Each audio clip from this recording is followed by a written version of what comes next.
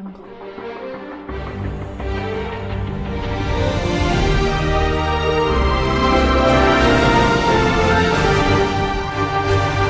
saudara, sampai ketemu lagi kita di hari ini di sore yang cukup menyenangkan, bertepatan juga dengan Hari Pahlawan tepat pada tanggal 10 November 2025. Saya Fitri Alifa kembali menyapa Anda dan juga keluarga dimanapun Anda berada sore ini dalam program podcast Obrolan Harian Rakyat Maluku. Dan tentunya saya hari ini tidak sendirian karena di podcast Obrolan Harian Rakyat Maluku kita akan membahas tentang sebuah tema yang sangat menarik dan juga pastinya penasaran untuk jika Anda lewatkan. Nah, saudara, HKN 2025 akan kita laksanakan sebentar lagi tepat pada tanggal 12 November, Hari Kesehatan Nasional yang ke-61, dan tentunya jika berbicara terkait dengan masalah kesehatan di negara kita dan khususnya daerah Provinsi Maluku, banyak hal-hal yang sangat kompleks dan menjadi PR kita bersama. Namun hari ini narasumber saya di sini spesifikasinya beliau merupakan Ketua ID Maluku, Dr. M. Saleh Tualeka. Ya. Halo, selamat sore Bapak, apa kabar? Alhamdulillah baik. Dan hari ini saya dengan Bapak Dr.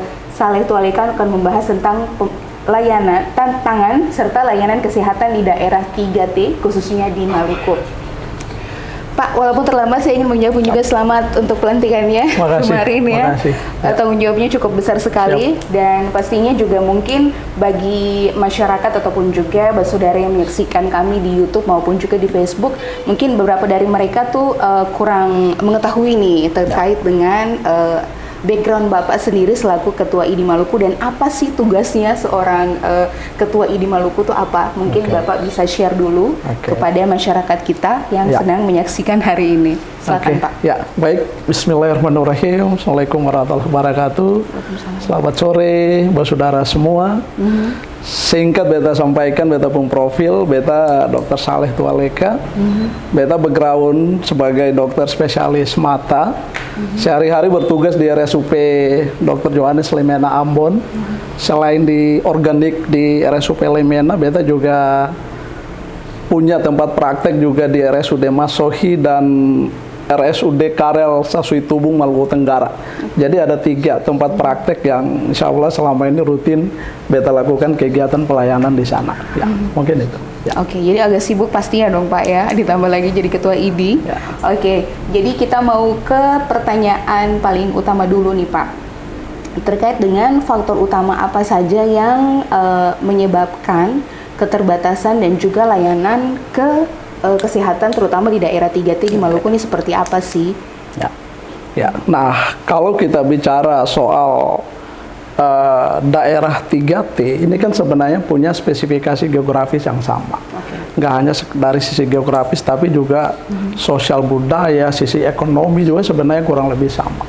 Artinya bahwa daerah dengan kategori 3T ini kan ya dari sisi kesehatan tentu pasti punya keterbatasan, aksesibilitas layanan kesehatan yang sebenarnya sangat-sangat terbatas. Nah, ini yang sebenarnya kita pengen sentuh, bahwa sebenarnya masyarakat yang di daerah 3T ini pun juga sebenarnya harus bisa mendapatkan hak dasar untuk mereka juga harus bisa mendapatkan pelayanan kesehatan. Seperti juga warga masyarakat lain yang ada di pusat kota kabupaten ataupun juga yang ada di kabupaten-kabupaten yang dekat dengan kota Ambon sebagai ibu kota provinsi Maluku kan. Nah, kalau kita lihat dari sisi layanan kesehatan, tentu kan sebenarnya kita hanya pingin ada pemerataan nih dari sisi ketersediaan nakesnya. Ya, saya kebetulan Ketua ID wilayah Maluku, berarti kan yang saya soroti tentunya adalah soal distribusi teman-teman dokter, baik dokter umum maupun dokter spesialis, ya kan. Belum lagi kemudian kita melihat ketersediaan fasilitas pelayanan kesehatannya. Nah, di daerah 3T ini kan sebenarnya punya karakteristik yang sama. Sehingga saya kira momentumnya adalah bahwa bagaimana masyarakat yang berada dalam kategori daerah 3T ini pun juga sebenarnya harus bisa dibuka akses pelayanannya sehingga mereka tetap bisa mendapatkan terutama sisi layanan kesehatan juga yang sama dengan daerah-daerah lain. Ya. Oke, jadi yang dinotis adalah terkait dengan ketersediaan nakes dan juga fasilitas kesehatan. Lantas saya ingin Bapak menjelaskan dulu soal ketersediaan dan juga pemerataan nakes, apakah sejauh ini memang berbanding lurus dengan kebutuhan nakes di seluruh daerah 3T tadi dengan lulusan dari sekolah kedokteran ataupun juga mungkin sekolah-sekolah dalam hal ini adalah akademi kesehatan yang ada di Ambon, Pak. Setiap tahunnya tuh kan pasti lulusannya banyak ya, Pak. Tapi apakah pemerataannya tuh berjalan dengan baik atau tidak? Oke, baik. Jadi soal ketimpangan distribusi tenaga dokter, baik dokter maupun dokter spesialis, komitmen kami kemarin tuh di saat pelantikan tuh saya dengan terbuka menyampaikan, di Maluku tuh nggak boleh ada puskesmas tanpa dokter. Ini sebenarnya satu komitmen kuat yang sebenarnya kami akan tetap menyuarakan. Karena fakta hari ini di Provinsi Maluku bahwa masih ditemukan puskesmas tanpa dokter umum. Padahal kalau kita lihat sekarang Universitas Patimura ini kan dia tiap tahun menghasilkan tenaga dokter. Betul. Artinya apa? Penyerapannya, serapan lulusan daripada Fakultas Kedokteran Unpati itu sendiri juga masih rendah. Ya kan? Ini artinya apa? Bahwa harusnya pemerintah daerah mereka harus bisa membuka untuk kemudian bisa memberikan kebijakan untuk bagaimana bisa teman-teman dokter umum lulusan Universitas Patimura ini udah harus bisa mereka serap sehingga bisa ditempatkan pada puskesmas-puskesmas yang ada di wilayahnya masing-masing. Tidak lagi kemudian kita mengharapkan tenaga dokter umum dari luar. Itu kalau kita bicara dari kebutuhan ketenagaan di puskesmas. Kalau kita naik ke fasilitas pelayanan kesehatan sekunder dalam hal ini rumah sakit, nah ini ketimpangannya lebih luas lagi. Artinya bahwa ketersediaan dokter spesialis rumah sakit itu kan diferensiasi pelayanannya adalah dia harus pelayanan spesialistik. Nggak boleh lagi ada rumah sakit yang kemudian tuh tanpa dokter spesialis. Itu malah dikatakan puskesmas raksasa namanya. Kalau biasanya kita dengar istilah-istilah yang biasa disampaikan oleh teman-teman di luar. Nah, soal kebutuhan dokter spesialis ini pun juga kalau kita tengok daerah-daerah di kabupaten di Tenggara Raya misalnya, kayak di Maluku Barat Daya, di Aru, ini kan juga tenaga dokter spesialisasi dasar, dalam hal ini spesialis bedah, spesialis anak, spesialis penyakit dalam, spesialis kebidanan kandungan, ini kan masih kurang. Buru-buru selatan pun juga demikian. Nah, ini adalah daerah-daerah 3T yang saya bilang di awal tadi, punya spesifikasi yang sama. Artinya distribusi tenaga-tenaga ini memang tidak sampai ke situ, semuanya malah numpuk di ibu kota provinsi ataupun juga di kabupaten yang dekat dengan pusat kota provinsi. Kira-kira kendalanya tuh apa? Apakah memang pemerintah tidak aware terhadap hal ini, ataukah mungkin ID masih kurang galak gitu untuk menerapkan komitmen tersebut, Pak? Jadi 11 kabupaten kota nih saya udah kelilingi semua. Biasanya momentumnya tuh adalah saat teman-teman ini cabang yang melakukan restrukturisasi untuk kemudian saya harus datang melantik. Dan di semua yang saya datang lantik tuh pasti hadir bupati, pasti. Atau kalaupun nggak bupati minimal sekali itu wakil bupati. Nah, saya kadang diskusi dengan teman-teman. Saya sekedar merefresh lagi dengan teman-teman. Saya harus menyampaikan soal kondisi kesehatan di sini tuh poin pentingnya tuh yang mana? Akhirnya kan teman-teman kadang menyampaikan bahwa tenaga, sarpras, kebutuhan untuk pemenuhan ketersediaan obat, ya kan? Komitmen daerah soal alokasi anggaran untuk sektor kesehatan, ya kan, sehingga di hadapan para pemimpin daerah, bupati maupun wakil bupati, ya saya harus menyampaikan itu kepada beliau-beliau bahwa sebenarnya kami menagih komitmen sebenarnya daerah untuk kemudian sektor kesehatan ini pun juga dia adalah sektor dasar, ya kan, kebutuhan masyarakat itu kan selalu diteriak itu kan hanya dua. Kalau enggak pendidikan, kesehatan. Sehingga dari sisi kesehatan, ya saya menyampaikan, membuka sebuah layanan kesehatan itu kan kita akan berada hanya pada pemenuhan 4 aspek.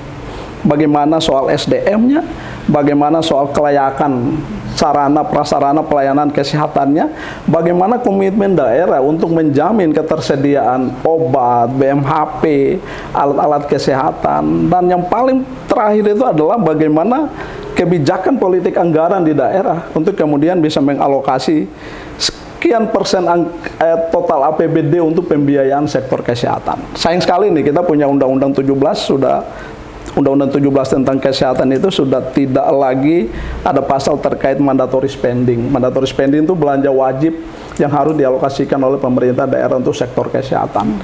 Kalau sebelum Undang-Undang 17 2023 tentang kesehatan tahun 2023, sebelum era 2023 itu kan APBN itu ada alokasi 5%. Untuk APBD itu 10%. Total APBD 10% untuk sektor kesehatan. Ya kan? Nah, sehingga biasanya di momentum itu saya sentil para bupati maupun wakil bupati yang hadir. Bahwa sebenarnya kalau memang sektor kesehatan ini tidak hanya sekedar akan kemudian rame saat kampanye, tapi ya setelah kampanye ini seharusnya memang bisa ditagih untuk kemudian bisa direalisasikan. Ya, bagaimana daerah bisa merumuskan sebuah kebijakan untuk kemudian mewajibkan puskesmas maupun rumah sakit itu wajib pada dokter dan dokter spesialis. Kemudian alokasi anggaran untuk fasilitas pelayanan kesehatannya baik puskesmas maupun rumah sakit untuk mereka bisa membiayai operasional puskesmas maupun rumah sakitnya dengan kemudian mengalokasi anggaran daerah untuk kemudian ya rumah sakitnya harus bisa menyediakan kebutuhan, kan tidak hanya sekedar obat BMHP, kan ada alat-alat kesehatan standar yang memang juga harus wajib tersedia juga, dan itu semua untuk penyediaan sebuah layanan kesehatan. Ya. Oke, lantas Pak, kalau tadi Bapak sempat mention soal angka 10% dari APBD yang memang dialokasikan khusus untuk kesehatan. Apakah sejauh ini sejak Bapak dilantik juga langkah evaluasi itu telah dilakukan oleh ID Maluku? Ya, nah kalau kemudian kita melihat alokasi anggaran ini hampir di semua kabupaten kota kan sebenarnya tidak mencapai angka itu. Oh ya? Ya, tidak mencapai angka itu. Apalagi kayak sekarang nih saya bilang, era Undang-Undang 17 ini kan sudah tidak menjadi kewajiban di daerah lagi. Ya kan? Tidak lagi bahwa APBD-nya itu harus kemudian teralokasi sekian persen untuk. Nah, cuma sehingga di momentum yang dihadiri oleh para pengambil kebijakan di daerah itu ya saya memang harus menyampaikan itu bahwa sebenarnya kalau memang daerah ini dari sisi kesehatannya tuh tidak kemudian tuh dianggap gradingnya tuh tidak jauh daripada kabupaten lain, ya sektor kesehatan ini mau nggak mau memang harus bisa dilakukan alokasi anggaran untuk pemenuhan kebutuhan untuk menyediakan sebuah layanan kesehatan kepada masyarakat.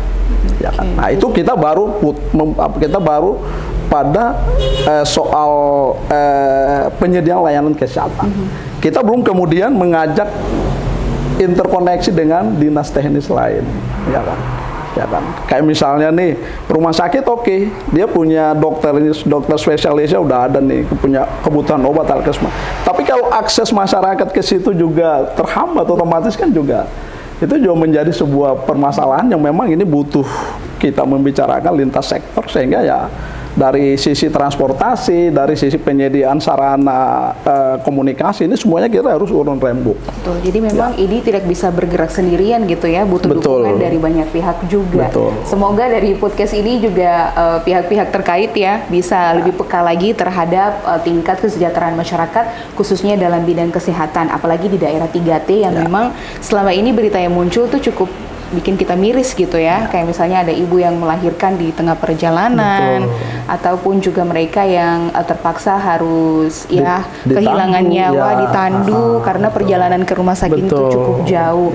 Kemudian Pak, pertanyaan berikutnya adalah apa saja nih kira-kira menurut Bapak strategi yang bisa dilakukan untuk meningkatkan aksesibilitas ke fasilitas kesehatan di daerah 3T tadi? Ya.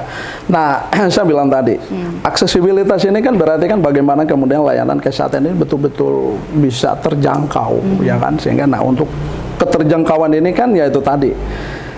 Kebijakan di daerah yang kita sebenarnya yang sering kita sampaikan itu adalah bagaimana daerah memang punya sebuah komitmen besar untuk kemudian soal pemenuhan SDM ya. Nggak hanya dokter, tapi teman-teman perawat, nakes yang lain ini juga adalah harus menjadi sebuah kebijakan prioritas, ya kan? Harus memastikan bahwa memang di sebuah fasilitas pelayanan kesehatan tuh memang dari segi ketenagaan sudah terpenuhi semua. Ini kan butuh kebijakan daerah sebenarnya, ya kan? Contoh ya, saya kasih contoh misalnya Yang beberapa yang sudah mulai jalan nih, misalnya kayak di Maluku Tengah. Maluku Tengah itu kan dia punya program Nusantara Sehat Daerah. Ya, Nusantara Sehat ini sebenarnya adalah program dari Kementerian Kesehatan yang kemudian tuh ada dokter-dokter umum yang kemudian ditugaskan di daerah. Nah, Maluku Tengah dia menduplikasi program itu. Jadi dia juga dinamakan Nusantara Sehat Daerah dalam artian bahwa tenaga dokternya ini bukan penugasan dari Kementerian Kesehatan, tapi dia adalah tenaga yang dikontrak oleh daerah. Ya, itu satu. Kemudian yang kedua itu adalah dengan menjalin kerjasama dengan Fakultas Kedokteran Unpati tentunya untuk kemudian tuh bisa kemudian mendapatkan informasi berapa lulusan yang kemudian akan dihasilkan dalam tahun ini. Kemudian berapa kebutuhan yang sebenarnya udah harus direncanakan. Sehingga begitu lulusan ini sudah ada, match dengan kebutuhan dan memang ternyata memang butuh, ini kan sebenarnya tinggal kemudian daerah bisa membuat sebuah kerjasama dengan Fakultas Kedokteran Unpati untuk bisa mengontrak teman-teman dokter baru lulusan dokter umum yang dihasilkan oleh Fakultas Kedokteran Unpati. Nah, itu dari sisi pemenuhan tenaga kan. Untuk dokter spesialis sendiri itu sebenarnya di Kementerian Kesehatan tuh punya program yang namanya pendayagunaan dokter spesialis. Ini sebenarnya juga sebuah peluang terbuka juga sebenarnya untuk kita di daerah, spesifiknya adalah di daerah-daerah 3T, ketika kemudian tuh kita membutuhkan dokter spesialis yang memang untuk dihasilkan lokal seperti dokter umum kan belum saat ini. Kita masih membutuhkan dari luar. Nah, tapi untuk jangka panjangnya sebenarnya adalah daerah bagaimana kemudian menyekolahkan dokter-dokter umum. Tapi saya tiap kali ada momen tuh saya terserah lah, saya mau dibilang rasis atau enggak tuh terserah. Tapi saya tuh punya komitmen bahwa ya ngapain cari dokter dari luar gitu. Kalau ketemu punya adik-adik dokter dari Ambon, anak-anak putra daerah, dari Bursel, dari Buru, dari SBT sana, kalau mereka tuh ada, yuk kenapa sih daerah enggak sekolahkan mereka gitu. Daripada kita harap dokter-dokter dari luar. Mohon maaf nih, saya bukan kemudian anti teman-teman dokter dari luar, enggak sama sekali. Saya welcome ke siapa aja, silakan mau berbakti mengabdi di saya punya daerah kan. Tapi ketika tuh ada teman-teman adik-adik saya dokter umum putra asli daerah yang punya komitmen kuat untuk mereka mau mengabdi di daerahnya sendiri. Ini kan tinggal kebijakan daerah aja nih, tinggal daerah mengalokasi anggaran ke mereka untuk mereka berangkat menempuh pendidikan dokter spesialis 3-4 tahun, paling lama 5 tahun.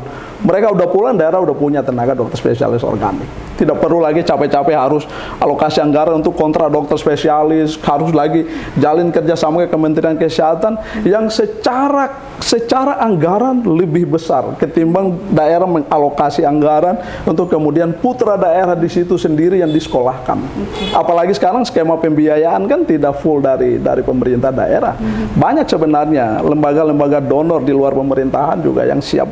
Dan lembaga-lembaga itu setahu saya juga mereka mewajibkan dapat rekomendasi dari kabupaten A, selesai harus pulang ke kabupaten A. Jadi sudah terikat gitu ya? Sudah terikat.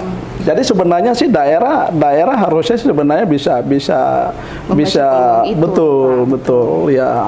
Kemarin akhirnya di SBT itu sepertinya tuh wakil bupatinya itu tersinggung sepertinya ketika bilang bahwa rekomendasi di sambutan saya sempat sampaikan bahwa sebenarnya yang kadang teman-teman merasa sulit itu adalah mendapat rekomendasi daerah. Akhirnya besoknya Pak Wakil Bupati diwawancarai dan beliau punya statement tegas saat itu bahwa pemerintah SBT siap mengalokasi anggaran untuk dokter umum bisa disekolahkan dengan catatan harus kembali tugas di SBT. Oke, apalagi kalau mereka berpikiran bahwa apalagi kalau lulusannya tuh misalnya masih dalam skala umur Gen Z kan, pikirnya daerahnya jauh, walaupun memang yang namanya pengabdian tuh tiap orang juga value-nya pasti beda-beda ya Pak ya. Betul, tapi tantangannya di daerahnya masing-masing juga lumayan keras. Jadi butuh komitmen sih yang paling penting dan dari daerah juga siap jor-joran dari segi pendanaan. Oke. Tapi kalau sejauh ini Bapak melihat sudah ada berapa banyak nih yang jumlah lulusan ataupun juga para dokter-dokter muda kita yang berasal dari Maluku yang sudah tercover untuk bisa disekolahkan keluar? Saya nggak punya angka spesifik tiap kabupaten kota, tapi kalau lihat kan mereka kalau mau berangkat sekolah pun juga biasanya sih komunikasi ke kami, entah ke teman-teman di cabang ataupun juga ke kami di wilayah. Dok, kami butuh rekomendasi. Saya bilang saya sampaikan ke semua teman-teman cabang, nggak boleh ada kemudian tuh kita mempersulit memberikan rekomendasi. Yang penting tuh mereka betul-betul serius untuk kemudian menyiapkan diri untuk ikut tes dan menjalani proses pendidikan dokter spesialisasi dan punya komitmen kuat untuk harus mengabdi. Dan ini tiap kali saya keliling juga biasanya kan saya sebelum balik ke Ambon tuh saya biasanya saya minta satu forum dengan semuanya dan saya sentuh mereka dengan itu. Daerah ini nggak akan dilirik oleh siapapun kecuali kalian-kalian sendiri yang ada di daerah ini. Sehingga harus siap untuk kemudian bisa naikkan level kompetensinya, jangan hanya sekedar berada pada level dokter umum. Sehingga begitu mereka yang ada sekarang tuh udah naik level kompetensi, ini kan akan ada peremajaan lagi, akan ada lagi dokter umum baru lagi. Sehingga ini kan kita bisa merotasinya, kemudian tuh kita bisa menyesuaikan dengan kebutuhan pelayanan, apalagi pada daerah 3T ini kan rata-rata dia berpulau-pulau, ya kan, berpulau-pulau, otomatis kan satu pulau tuh pasti juga minimal sekali itu ada puskesmas pembantu. Ya kan, sehingga ada puskesmas, ada fasilitas pelayanan kesehatan kan otomatis kan dokter maupun tenaga kesehatan lain kan juga harus ada di daerah itu. Sehingga kalau kita bicara soal kebutuhan secara kuantitas, saya kira ini kita tetap butuh. Makanya teman-teman ini selalu saya dan teman-teman di pengurus di wilayah selalu motivasi mereka bahwa ya jangan karena sudah ada satu lantas kalian sudah nggak mau lagi ikut, nggak bisa. Kita masih butuh lebih banyak, ya kan, karena ya itu tadi itu ke depan kita nggak tahu kalau kemudian nanti ada lagi pembukaan fasilitas pelayanan kesehatan di tingkat rumah sakit yang dibuka lagi, otomatis kan harus ada lagi alokasi teman-teman dokter maupun teman-teman nakes lain ke fasilitas yang baru dibangun. Ya. Kalau tadi Bapak sudah menyebutkan soal dokter spesialis dan juga dokter umum, kira-kira kalau untuk bidan dan perawatnya itu seperti apa? Karena memang kalau tingkat di daerah, puskesmas tuh memang bantuannya tuh cuma baru 2 itu kan, yang paling utama tenaga bidan dan juga para perawat ataupun juga mantri dalam hal ini. Bagaimana kalau kondisi saat ini Pak, dilihat dari angka dan lain-lain? Ya. Kalau program dari Kementerian Kesehatan tuh sebenarnya ada Nusantara Sehat perorangan, ada Nusantara Sehat tim, ya. Jadi kalau Nusantara Sehat perorangan tuh biasanya ke dokter gigi, ya kan. Tapi kalau yang tim itu sebenarnya udah kolaborasi semua, ya kan. Di dalamnya itu juga ndak asing hanya perawat bidan, tapi di dalam itu juga ada apoteker, ada analis lab, ya kan. Nah, program ini saya kira sampai sekarang masih jalan dan Maluku juga menjadi salah satu wahana, ya kan, salah satu wahana untuk kemudian juga bisa tetap akan teralokasi. Nah, cuma kalau kita lihat tenaga dokter dengan tenaga kesehatan lain, institusi pendidikannya nih hanya Unpad, ya kan, hanya Unpad. Untuk menghasilkan dokter saat ini Fakultas Kedokteran di Maluku kan hanya Unpad, ya kan. Sedangkan kalau kita lihat kayak yang untuk menghasilkan perawat ini kan udah banyak nih, iya sih. Ya kan. Di Maluku Tengah pun juga ada. Iya, Maluku, ya betul. Dan itu hampir ada di semua kabupaten kota. Ya, walaupun dia itu adalah kelas C misalnya, ya kan, nanti induknya tetap ada di Poltekkes di Ambon sini, lalu dia buka cabang. Di Maso itu dia buka cabang, di Masohi, di Namlea dia buka cabang.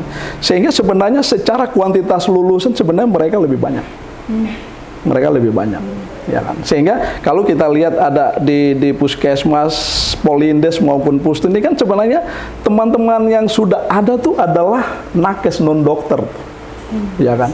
Karena secara kuantitas tuh mereka sebenarnya secara lulusan tuh mereka lebih banyak.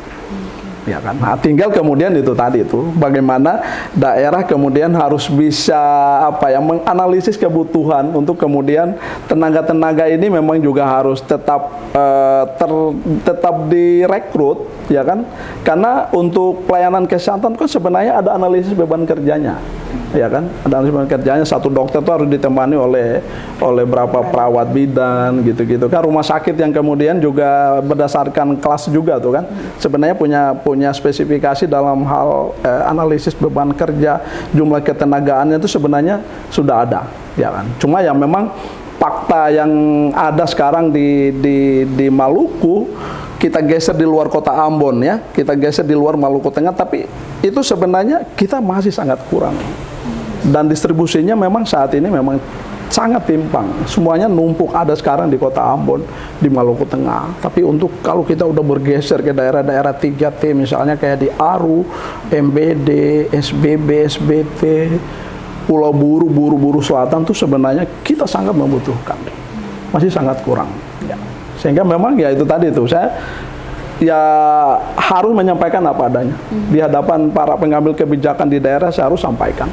Dan biasanya selesai itu biasanya beliau ajak lagi saya diskusi secara spesifik lagi, dan saya kembali tekankan lagi, saya bilang, Pak, Bapak jangan buang anggaran banyak untuk kontrak-kontrak dokter dari luar, ya kan, cukup Bapak alokasi, kemudian Bapak libatkan dinas kesehatan, organisasi profesi, itu kemudian bisa dianalisis kebutuhan, lalu kemudian saya punya adik-adik yang ada ini tiap tahun itu diberangkatkan minimal 2. Itu Bapak invest tuh Pak, Bapak investasi itu mereka tiga mereka sekitar 4 sampai 5 tahun tuh mereka udah pulang tuh Bapak tinggal panen. Mereka akan melakukan pelayanan dan akan menjadi sumber pendapatan besar bagi rumah sakit. Jadi kalau sekali balik udah full package ya. Betul. Besar. Iya.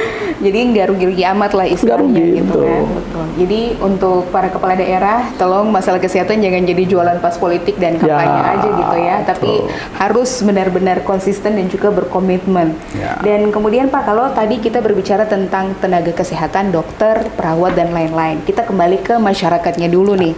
Apakah sejauh ini sejak Bapak berkecimpung di dunia kesehatan dan juga melihat realita yang ada, bagaimana caranya sebenarnya tuh untuk meningkatkan pengetahuan masyarakat di daerah 3T terkait dengan yang paling simpel soal pencegahan penyakit dan juga tentang kesehatan itu sendiri? Oke, ya.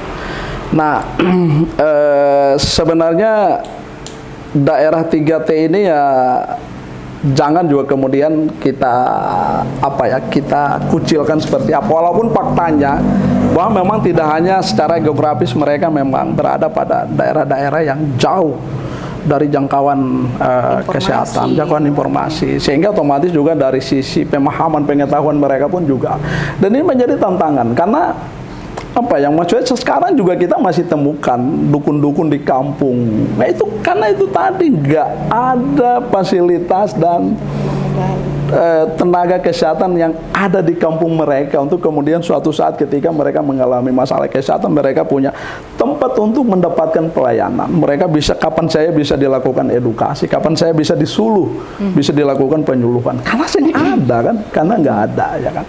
Sehingga saya kira tantangannya hari ini tuh ya saya sampaikan ke teman-teman, ya jangan bosan-bosan kita turun kemudian melakukan pelayanan pada daerah-daerah yang memang dari sisi kebutuhan mereka lebih membutuhkan. Disitulah kemudian kita menyuluh, kita menyampaikan. Ya jadi kan? Tapi masalahnya adalah pembangunan paradigma masyarakat terkait dengan kesehatan itu ya Pak ya. Iya, dan dukun-dukun ini sebenarnya juga kalau kita lihat juga malah kadang head to head juga dengan teman-teman bidan misalnya nih. Oh, karena ya kan? Pendapatannya menurun pasti. Ya dari sisi ekonomi, oke. Tapi kalau kita lihat dari sisi resiko, ada warga yang kemudian mendapatkan pelayanan kesehatan pada yang warga yang tidak punya background kesehatan, tentu kan resikonya cukup besar. Ya kan, apalagi kalau kita dengar cerita teman-teman di bidan tuh kan nanti mereka udah paksa untuk harus mau dilahirkan lewat dukun kampung, dukun beranak di kampung tuh nanti udah sampai macet persalinannya baru mau panggil bidan.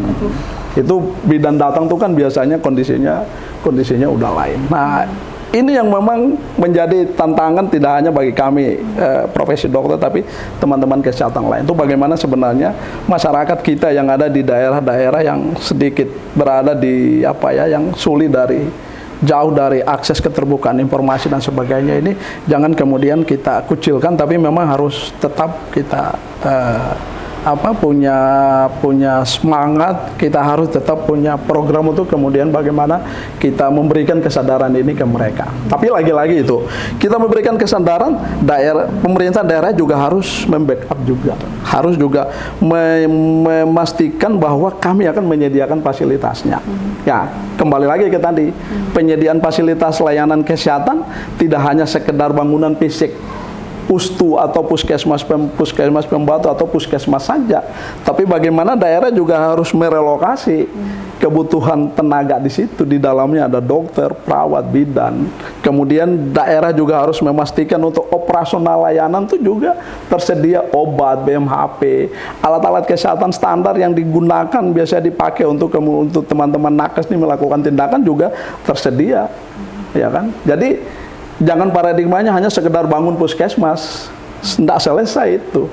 Ada puskesmas, tapi kalau saya nggak ada tenaga, akhirnya kan kita bisa lihat di beberapa daerah kan bangunan puskesmasnya otomatis nggak terpakai. Tidak dihuni sama sekali. Tidak dihuni sama sekali, karena perencanaan untuk penyediaan layanan ini yang hanya berpikir ya udahlah kita bangun puskesmas saja. Padahal kan tidak hanya fisik fasilitas pelayanan kesehatan, harus juga terencana untuk merelokasi, memenuhi juga kebutuhan untuk SDM-nya.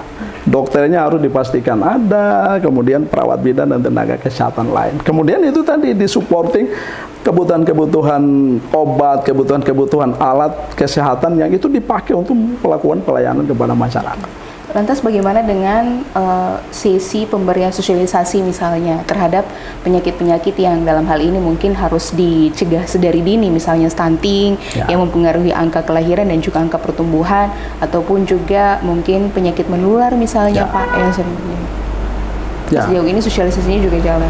Ya, saya kira untuk di semua teman-teman di Ikatan Dokter Indonesia cabang kan kami punya momentum tuh kan, ada hari bakti dokter dan ada hari ulang tahun dokter. Dan itu biasanya saya sampaikan ke teman-teman, jangan bikin kegiatan di pusat kota kabupaten. Kita keluar, kita lihat daerah yang kemudian tuh memang dari sisi kebutuhan tuh mereka lebih membutuhkan. Jangan ambil yang dekat-dekat pusat kota kabupaten, ambil daerah yang paling jauh. Ya kan, untuk kemudian itu bisa kita langsung melihat langsung kondisi masyarakat, dan dari sisi demografi penyakit yang ada di situ biasanya sih kita punya data itu kan biasanya ada di puskesmas induk, sehingga data kasus apa yang kemudian tuh menonjol itu yang biasanya teman-teman gunakan untuk melakukan sosialisasi, memberikan pemahaman, memberikan penyuluhan terkait dengan kasus sesuai dengan penyakit apa yang sebenarnya lebih menonjol pada daerah itu. Tidak terlepas juga kemudian teman-teman memberikan mengupdate lagi soal kebijakan pemerintah pusat untuk bagaimana kita melakukan eliminasi terhadap stunting. Ya kan, contoh kecil kemarin kami di barusan dari SBT melakukan kegiatan hari ulang tahun, itu satu topik yang menjadi sosialisasi kami kemarin tuh, selain TB paru, ini kan juga penyakit yang sampai sekarang juga masih menjadi tantangan juga untuk kita, dan adalah persoalan stunting yang saya kira secara angka juga Provinsi Maluku juga masih tinggi. Jadi semoga podcast ini juga bisa didengar ya oleh mereka yang memang berkompetensi dan juga mereka yang memang memiliki power besar untuk hal itu ya Pak. Dan tentunya masalah sosialisasi ini memang mesti digalakan bukan hanya oleh mereka saja, tapi kita media juga bertanggung jawab untuk itu. Sehingga kalau memang sakit ya langsung ke tenaga kesehatan ya, bukan bilang orang biking nih. Nah, itu dia yang tuh. masih jadi paradigma yang selalu melekat di kalangan masyarakat kita Pak. Oke. Kalau kita beralih lagi ke hal-hal berikutnya Pak, kira-kira tantangan apa nih yang dihadapi oleh pemerintah dan juga masyarakat dalam sektor meningkatkan layanan kesehatan di daerah 3T khususnya Pak? Ya, nah kalau kembali lagi kita fokus untuk soal daerah 3T ini, ya aksesibilitas sebenarnya. Nah, maksudnya mungkin karena dia berada di pulau-pulau, kemudian juga berada di daerah-daerah perbatasan, sehingga kan akses transportasi untuk kemudian ke sana tuh kan memang masih terisolir, betul tuh, ya kan, nah, masih terisolir, sehingga ya itu tadi kita butuh sebenarnya tidak hanya menjadi domain di sektor kesehatan saja sebenarnya. Kalau sektor kesehatan udah tadi saya sampaikan, kita hanya berada pada pemenuhan empat aspek. Tapi 4 aspek ini mau jalan itu tentu harus juga dibuka aksesnya, ya kan. Transportasi itu memang harus terbuka. Contoh kecil kayak di daerah tertinggal di daerah Seram Selatan sana tuh namanya Desa Piliana. Dulu saya tugas di sana sekitar 2004 sampai 2006. Itu akses ke sana tuh luar biasa sulit. Saya harus tempuh jalan ke sana tuh dari berangkat subuh sampai di atas tuh udah hampir jam 1, jam 2. Itu pun juga kita menuruni jurang yang terjal, kita melewati berbagai sungai-sungai besar, dan sekarang alhamdulillah itu udah dibuka sehingga teman-teman yang ada di puskesmas terdekat, dalam hal ini puskesmas Tehoru maupun puskesmas Teluti, itu akses untuk mereka ke atas tuh sudah sangat bisa, ya kan, cukup dengan kendaraan motor, dengan mobil juga mereka udah bisa. Ya, artinya apa? Bahwa sebenarnya untuk pemenuhan layanan ini tidak hanya dari sektor kesehatan, ya, kita butuh dari dinas teknis lain sampai ke dinas perhubungan untuk kemudian juga bisa harus membuka akses ke sana. Kalau akses ini terbuka, saya kira masyarakat di sana juga otomatis juga punya pemahaman dari sisi kesehatan juga akan lebih bagus, ya kan. Selain itu ya bagaimana masyarakat yang ada di situ pun juga harus bisa kita berdayakan. Dalam artian bahwa misalnya mereka anak-anak yang sudah teridentifikasi punya prestasi misalnya, ya ini sebenarnya daerah harus bisa memfasilitasi untuk mereka bisa langsung disekolahkan khusus, entah dia sekolah perawat atau kalau punya tingkat intelektual yang bagus ya mungkin bisa difasilitasi untuk jadi dokter. Ya kan? Karena kalau dokternya tuh dari daerah, dia nggak akan kemana, dia otomatis dia pasti akan pulang. Saya yakin itu karena dia pikirkan keluarga besar saya ada di sana. Ya. Oke. Jadi masalah akses ya Pak ya. Akses. Semoga di daerah di Maluku keseluruhannya juga bisa terbuka, ya, dan juga bisa lebih memudahkan ya, untuk masyarakat bisa mengakses pelayanan maupun juga mungkin hal-hal lainnya yang bisa mendukung kesehatan mereka menjadi lebih baik lagi. Lantas bagaimana Pak dari pihak ID Maluku untuk meningkatkan kerjasama antara pemerintah, masyarakat, serta organisasi kesehatan untuk meningkatkan layanan di daerah 3T Pak? Oke, nah di internal kami itu juga saya memang sampaikan, kita adalah mitra. ID itu adalah mitra pemerintah daerah. Tapi kita jangan jadi mitra pasif. Kita harus bisa menjadi mitra aktif yang produktif untuk kemudian bersama pemerintah daerah, ya kan, untuk bisa bersama kita merumuskan kebijakan-kebijakan teknis di sektor pembangunan kesehatan di daerah, sektor pembangunan kesehatan di daerah. Saya sampaikan minimal sekali tuh, ini tuh dia menjadi sharing partner pemerintah daerah, dinas kesehatan, rumah sakit misalnya. Ketika ada masalah, ini harus juga berada di situ. Ya kan? Ini juga salah satu fungsi organisasi profesi ID itu pada poin ketiga itu adalah dia harus sebagai mitra pemerintah daerah yang aktif, produktif, membantu pemerintah daerah. Dan ini juga memang sudah terbukti, sudah jalan, dan teman-teman di daerah itu juga sering memberikan laporan ke kami bahwa tiap kali ada kegiatan-kegiatan di daerah, ini selalu dilibatkan, ya kan. Nah, kemudian terkait dengan bagaimana kami berkolaborasi juga dengan organisasi profesi kesehatan lain di Ambon sini kan sudah ada Perhimpunan Dokter Gigi, ya kan, udah ada teman-teman ikatan bidan, udah ada teman-teman ikatan apoteker, udah ada teman-teman profesi kesehatan lain, ya, misalnya kayak penata anestesi, teman-teman ahli gizi. Nah, kami punya forum bersama untuk itu, ya kan, dan kebetulan di struktur organisasi di periode saya yang kedua ini, saya sengaja memang membuka satu bidang khusus untuk kemudian menjalin hubungan kemitraan, hubungan kerjasama dengan teman-teman organisasi profesi kesehatan lain, ya kan. Jadi kerjasama ini sebenarnya sudah terjalin ketika isu Omnibus Law kemarin di tahun 2023 kemarin, ketika semua organisasi profesi keluar untuk kemudian menyampaikan aspirasi soal rancangan undang-undang kesehatan yang walaupun akhirnya ketuk palu di tahun 2023 kemarin. Artinya secara emosional kami ini dengan teman-teman profesi kesehatan lain itu udah terjalin sebuah kemitraan yang baik, punya komitmen yang sama untuk bagaimana sektor kesehatan di Provinsi Maluku itu kami akan selalu berdiskusi bersama untuk kemudian ketika ada hal spesifik yang harus kami suarakan bersama itu pasti akan kami suarakan. Artinya komunikasi dan koordinasi lintas organisasi profesi itu tidak ada masalah bagi kami. Artinya di Maluku ini kemarin waktu periode saya yang pertama itu sebenarnya sudah cukup terjalin baik. Oke. Ya. Lantas bagaimana tahapan evaluasinya Pak? Apa sejauh ini dari skala 1 sampai 10 Bapak menilainya?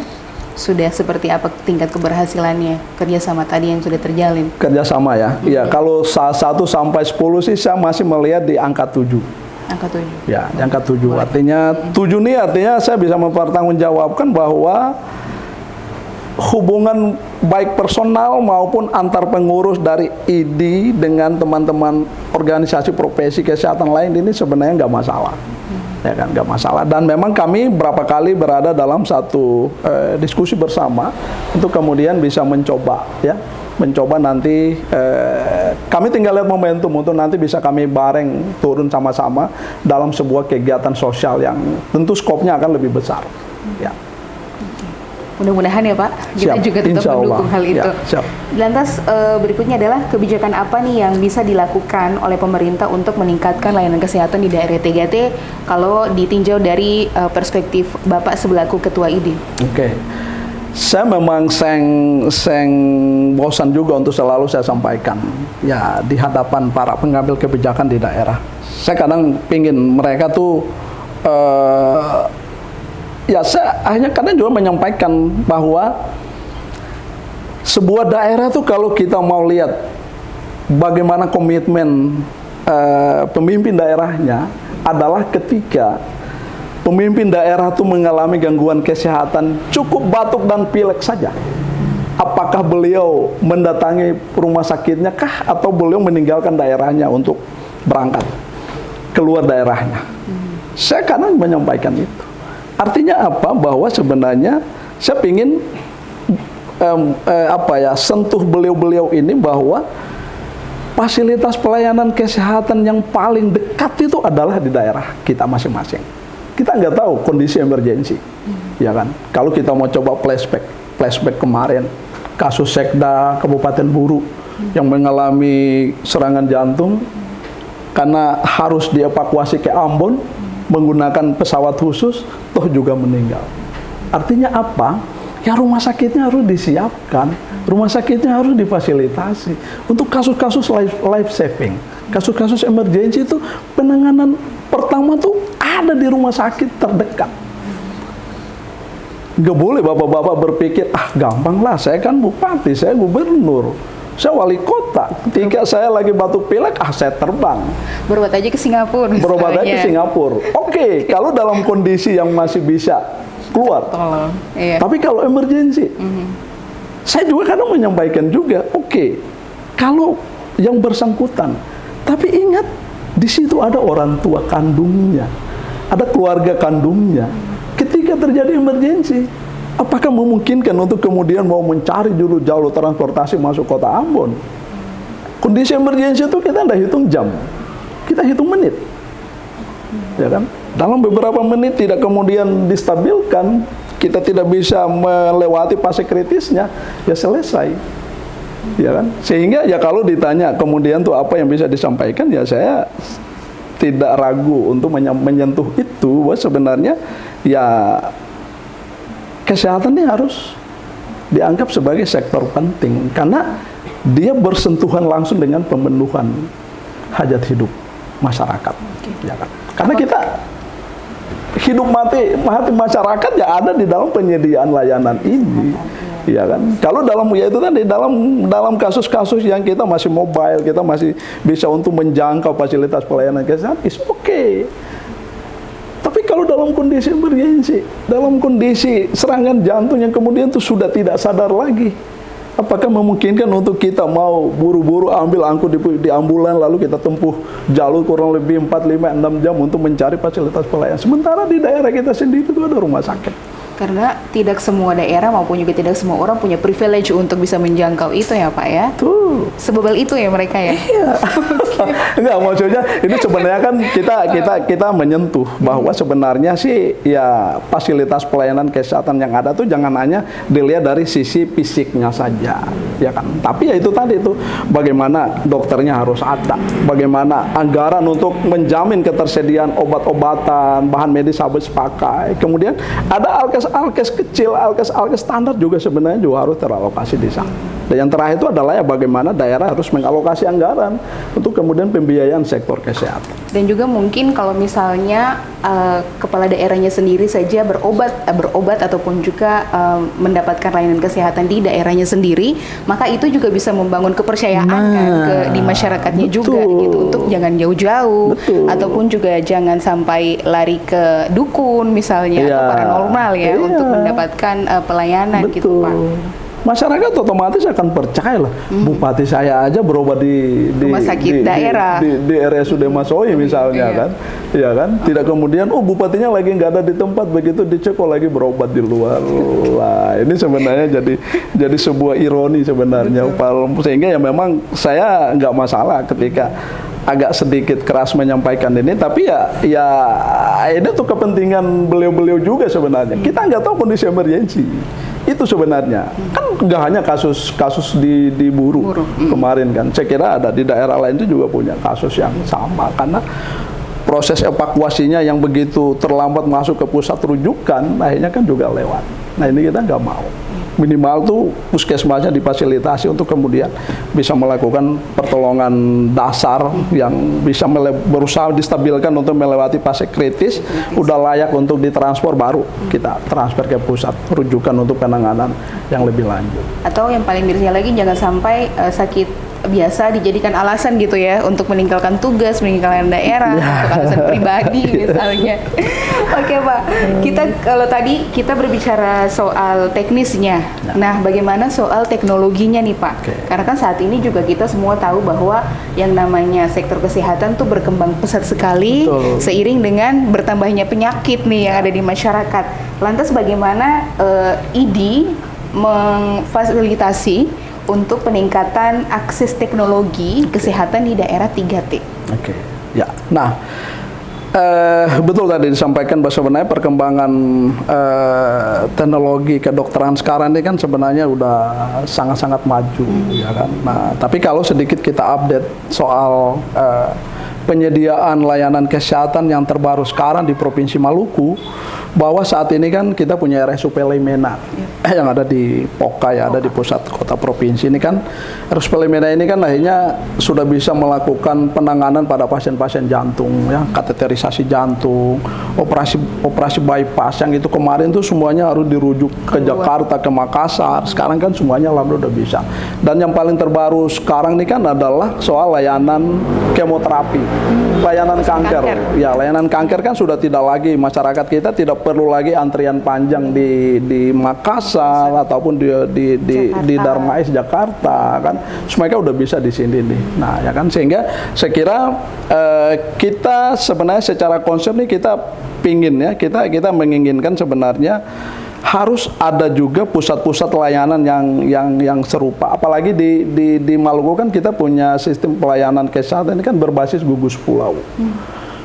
Kita ada 11 kabupaten kota, itu terdiri dari 12 pusat gugus kesehatan, ya kan. Nah, sehingga dari 12 pusat gugus kesehatan ini kemudian ini sebenarnya menjadi satu bahan diskusi internal kami untuk kemudian ini nanti mau coba kami sampaikan gagasan ini ke pemerintah provinsi untuk kemudian pusat-pusat gugus ini betul-betul kita harus bisa memastikan ada punya layanan-layanan unggulan tertentu, ya kan. Nah, tapi tentu dia udah harus selesai dulu dengan layanan dasar.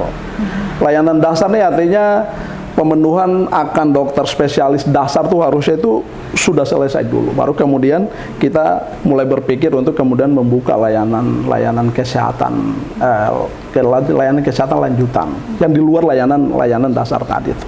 Nah, kalau hari ini kita lihat kayak di Maluku Tengah tuh udah mulai membuka untuk layanan cath lab. Ya, Maluku Tengah ya sudah juga membuka layanan cath lab. Apa itu Pak? Cath lab ini untuk kateterisasi jantung. Ya.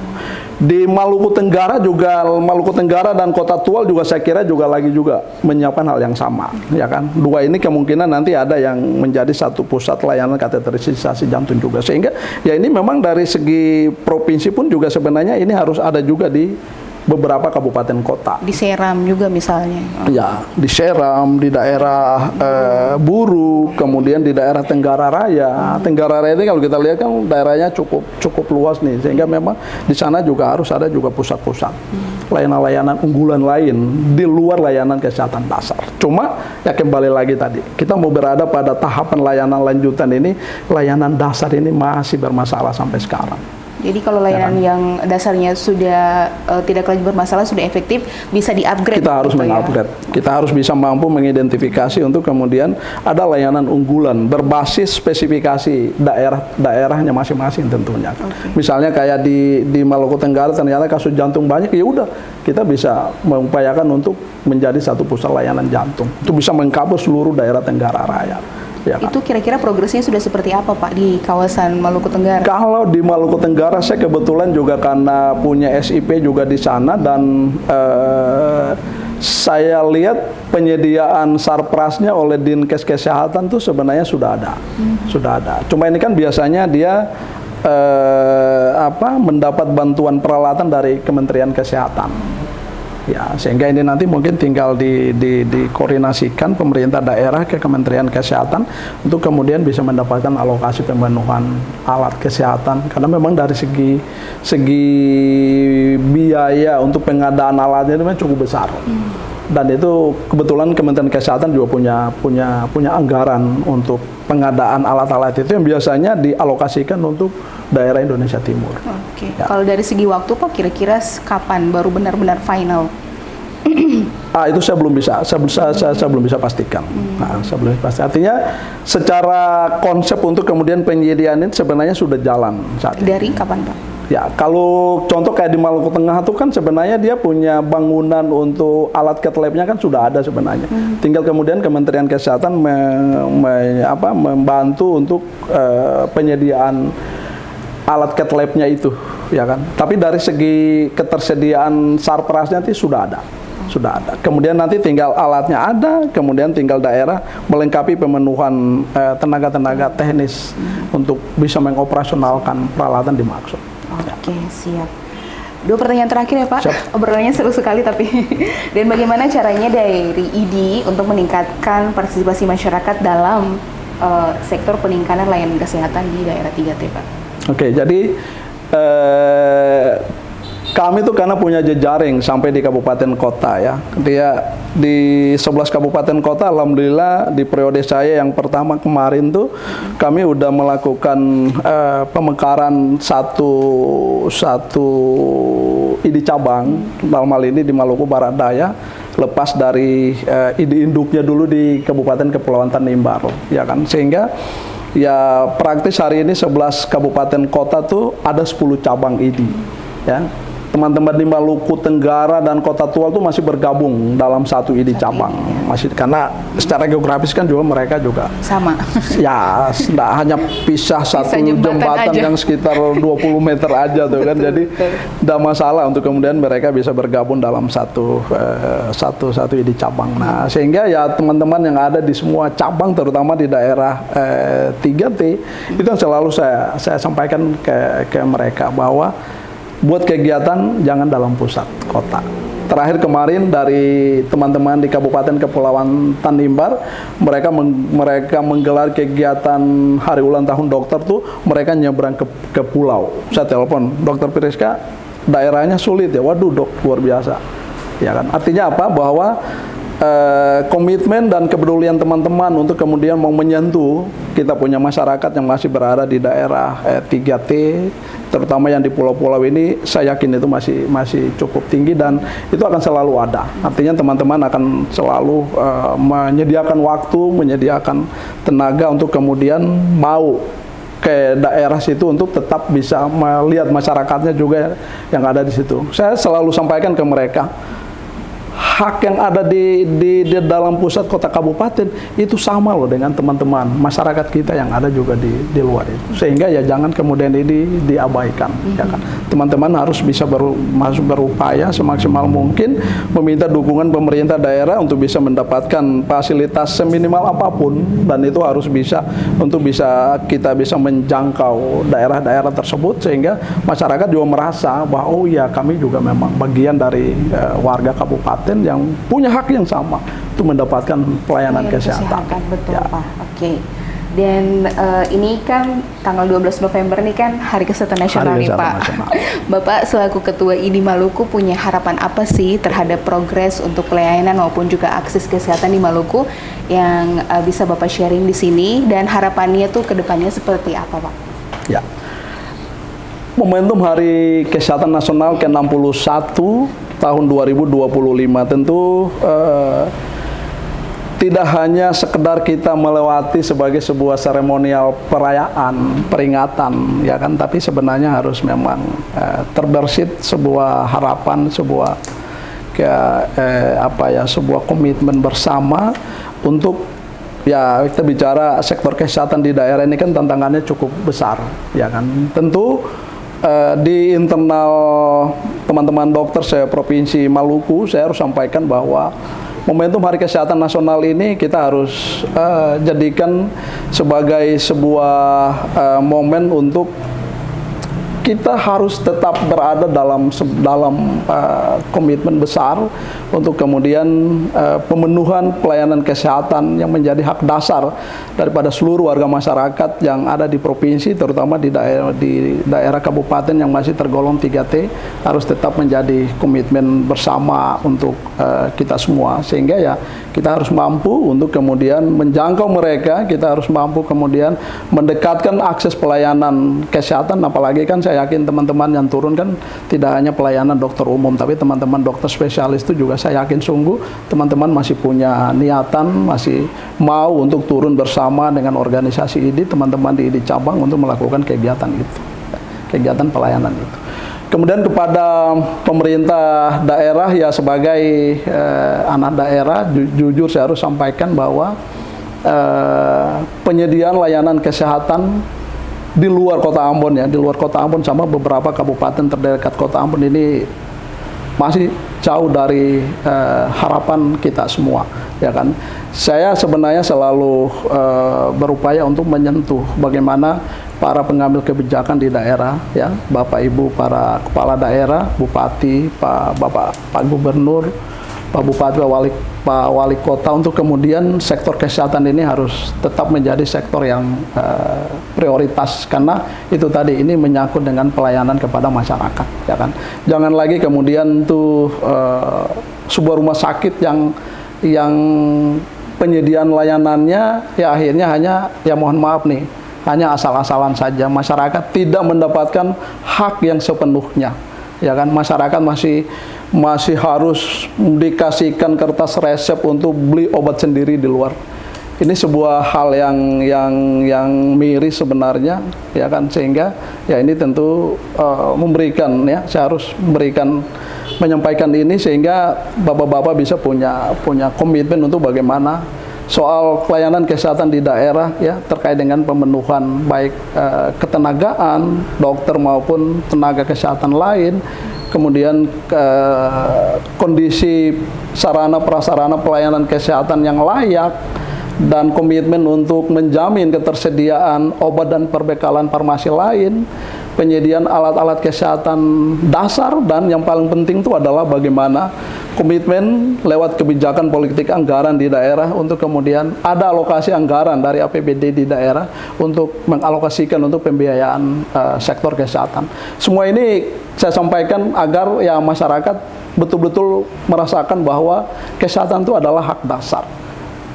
Ya saya tidak hanya, maksudnya saya yang berada di pulau manapun itu tentu punya hak yang sama dengan saya punya saudara-saudara yang ada di dalam pusat kota kabupaten maupun di pusat kota provinsi tentunya. Ya, tentu ini diawali oleh niat baik kita semua sehingga kita bisa menatap ke depan bahwa sebenarnya sektor kesehatan di Provinsi Maluku pun juga tidak kalah dengan sektor kesehatan dengan di daerah lain. Kita punya indeks pembangunan kesehatan masyarakat itu sebenarnya kita ingin juga dia harus setara dengan kota-kota besar lainnya di Indonesia. Ya.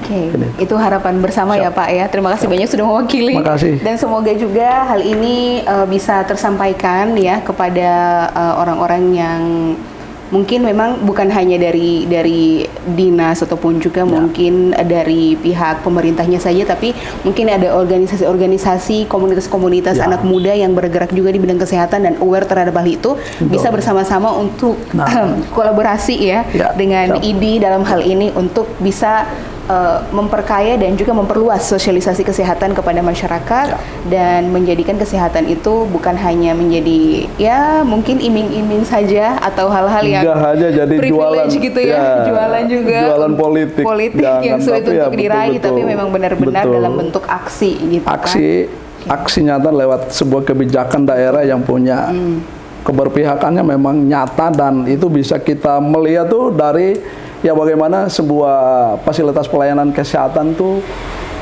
memberikan pelayanan yang maksimal kepada warga masyarakatnya, ya kan. Jadi semoga pemerintah hadir, negara juga hadir untuk pemenuhan akses kesehatan kepada masyarakat. Terima kasih Bapak Saleh Kaleka untuk waktunya, Ketua ID Wilayah Maluku yang sudah hadir dalam obrolan podcast Harian Rakyat Maluku hari ini. Semoga tugasnya selaku Ketua ID tetap berjalan dengan baik ya Pak, dan nakes-nakes kita juga mudah-mudahan di bawah kepemimpinan Bapak mereka bisa lebih bersinergi lagi dan juga lebih sejahtera lagi. Amin. Terima kasih banyak untuk semuanya. Kita akan kembali lagi dengan tema-tema podcast menarik lainnya. Jangan lupa untuk follow dan juga subscribe ya YouTube maupun juga akun sosial media Harian Rakyat Maluku. Saya Fitri Halimah pamit. Salam.